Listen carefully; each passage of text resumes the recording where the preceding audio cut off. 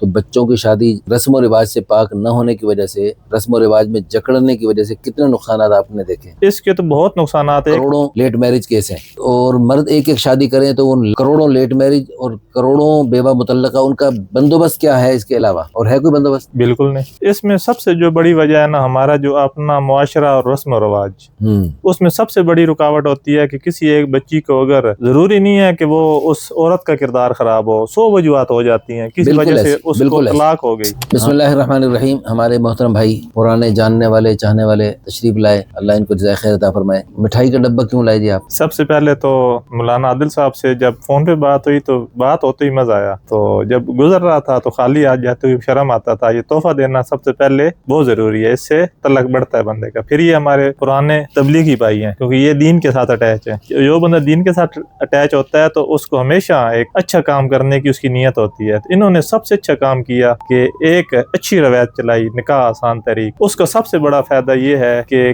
کئی ایسے جو ہمارے چل رہی ہیں یا رواج چل رہے ہیں، جس میں سب سے بری بات یہ جہیز والی ہے، انہوں نے سب سے جو آسان بات کیا کہ آسان نکاح کا مطلب ہے کہ بچیوں کا نکاح کیا جائے، جو بیوہ ہیں، طلاق یافتہ ہیں، ان کو رولا نہ جائے، ان پہ ظلم نہ کیا جائے۔ اچھا، ہماری نکاح آسان تحریک میں 4 باتیں ہیں۔ بچوں کی شادیاں جلدی کرنا، آپ ڈاکٹری لائن سے بھی تعلق ہے آپ کا، آپ اس اعتبار سے بتائیں بچوں کی شادیاں جلدی کرنا کیوں اور کتنا ضروری ہے؟ سب سے ضروری اس وجہ سے ہے کہ آج کل سب سے بڑا بری چیز ہے وہ یہ ہے آپ کا موبائل۔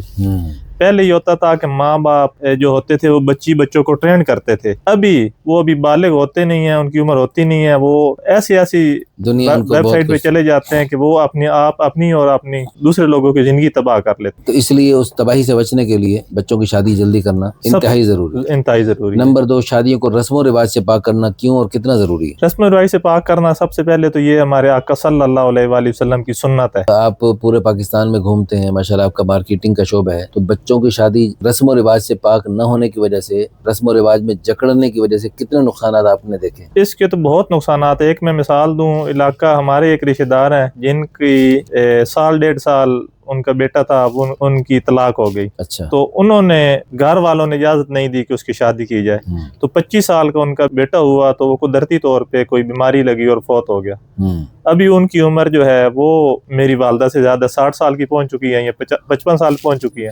وہ نہ ادھر کی ہے نہ ادھر کی ہے، نہ ان کا سہارا ہی نہیں ہے۔ جو بھائی ہے یا ان کی بھابھی ہے، میرا تو نہیں خیال کہ ان کو گھر میں رکھیں گی، وہ بڑھاپا ان کا ختم ہو گیا، جوانی تباہ ہوگی، بڑھاپا بھی ختم ہو گیا۔ اس میں اب ہماری تیسری بات ہی ہے کہ عمر کے ہر حصے میں شادی کے ساتھ رہا جائے، کوئی مرد عورت بے نکاح نہ رہے۔ ابھی کروڑوں لاکھوں طلاقیں ہر سال ہو رہی ہیں، پورے پاکستان میں لاکھوں طلاقیں ہو رہی ہیں، کروڑوں لیٹ میرج کیس ہیں، اور مرد ایک ایک شادی کریں تو ان کروڑوں لیٹ میرج اور کروڑوں بیوہ مطلقہ، ان کا بندوبست کیا ہے اس کے علاوہ؟ اور ہے کوئی بندوبست؟ بالکل نہیں۔ جن کی شادیاں طلاقیں ہو گئیں اور وفات ہو گئی، ختم، اب نئی زندگی کا آغاز کریں، اس میں دیر نہ کریں۔ اس میں دیر کرتی ہیں لڑکیاں، پھر 8 سال 10 سال بعد، 10 سال پہلے طلاق ہوئی تھی، شوہر کی وفات کو 15 سال ہو گئے، اب شادی، اب میں نکاح کرنے کی ترتیب بنا رہی ہوں۔ تو 15 سال کہاں رہی اور کیوں 15 سال پیچھے رہی؟ 8-10 سال کیوں وقت ضائع کیا؟ اس پر یعنی ہمیں ان پر غصہ آتا ہے۔ آپ اس پر کچھ بولیں۔ اس میں سب سے جو بڑی وجہ ہے نا، ہمارا جو اپنا معاشرہ اور رسم و رواج،